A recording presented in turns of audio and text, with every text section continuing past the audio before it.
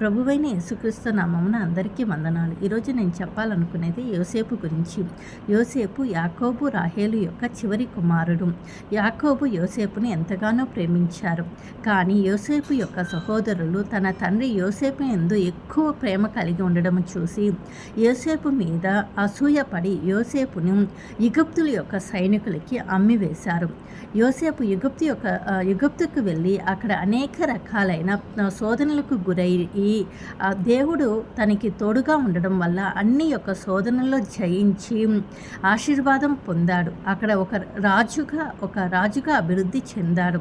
కనాను దేశంలో కరువు వచ్చినప్పుడు యోసేపు యొక్క సహోదరుడు యోసేపు యొక్క తండ్రి ఈజిప్టు దేశానికి వచ్చినప్పుడు వాళ్ళని ఎంతగానో ఆశీర్వదించి వాళ్ళ యొక్క తప్పులను మన్నించి దేవుడు యొక్క ప్రణాళిక ప్రకారమే మీరు ఈ విధంగా చేశారని చెప్పి వాళ్ళని ఈజిప్టులో ఉండడానికి